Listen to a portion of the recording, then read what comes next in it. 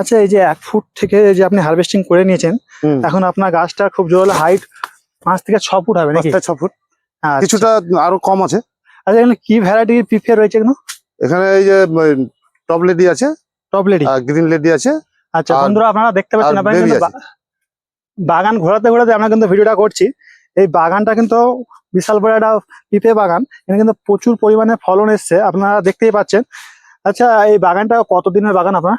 এটা হচ্ছে 5 মাস, 5 মাস মানে 3 150 দিন। আর আজকে হচ্ছে কত তারিখ? এই প্রায় 150 দিনের মতো একটা পেঁপে 150 বয়স হয়েছে। 160 দিন। আচ্ছা, আপনি কতটা জায়গার মধ্যে পেঁপে চাষ করছেন? এটা আছে 1 বিঘা 17 কাঠা। 1 বিঘা 17 কাঠা। তো বন্ধুরা দেখতে পাচ্ছেন পুরো পেঁপে ভর্তি, দেখতে পাচ্ছেন পুরো বাগানটাই পেঁপে। আর গায়ের কালারটা দেখতে পাচ্ছেন বন্ধুরা, অসাধারণ কালার, এবং সাইজটা কিন্তু খুব একটা বড় হয়নি, কিন্তু মিডিয়াম সাইজের, খুব সুন্দর সাইজ, যেটা বাজারে মার্কেটিং করতে সুবিধা হবে সেই সাইজে কিন্তু পেঁপে। তাহলে আপনারা কত রকম ভ্যারাইটি এখন আপনি পেঁপে চাষ করছেন? এখন 3 রকম ভ্যারাইটি আছে। 3 রকম ভ্যারাইটি। হ্যাঁ। আচ্ছা, কি কি ভ্যারাইটি?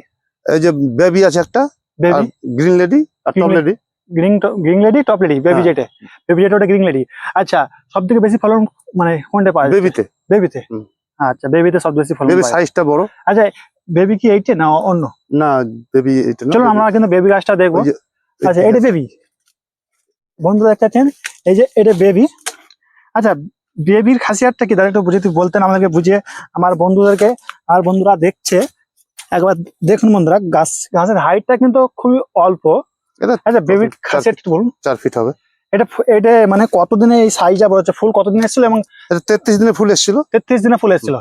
আচ্ছা। আচ্ছা, আপনি যে পেঁপে চাষ করছেন, এখানে তো প্রচুর পেঁপে হয়েছে, আপনি এত পেঁপে কোথায় মার্কেটিং করবেন? এখন মার্কেটে আমাদের কাছাকাছি যেগুলো আছে এগুলোতে কিছুটা হারভেস্টিং করেছিলাম, ওগুলো নিয়ে গেছিলাম। আচ্ছা, পেঁপের মার্কেটে কেমন ডিমান্ড চলছে দাদা?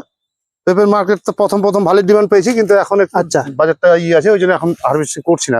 তো বন্ধুরা কিন্তু আমরা পুরো বাগানটা ঘুরতে আপনাদেরকে দেখাবো এবং বাগানের সাথে পরামর্শ নেবো। আচ্ছা, তাহলে আপনি তো নিশ্চয়ই এটা কোনো একটা জায়গাতে নিয়েছেন। হ্যাঁ। এত সুন্দর যে আপনি চারাটা পেয়েছেন, সকলে তো চারা বিক্রি করে, কিন্তু এই এত সুন্দর ফলন পাওয়া কিন্তু মুশকিল। সে তো অবশ্যই বন্ধুরা, এই যে এত সুন্দর ফলন, চারার উপরে নির্ভর করছে। এত সুন্দর ফলন পাওয়া মুশকিল, ভালো চারা নালে এই ধরনের ফলন পাওয়া খুবই মুশকিল। তো সেই কারণে আমরা কিন্তু জানবো এই ধরনের চারা উনি কোথায় থেকে পেয়েছিলেন। আমি পেয়েছিলাম হরিরামপুর পুন্ডরি বলে জায়গা আছে, আচ্ছা, ওখান থেকে। আচ্ছা, এবং ওপাশে আসছে আমি দেখলাম, উনি কি? হ্যাঁ হ্যাঁ।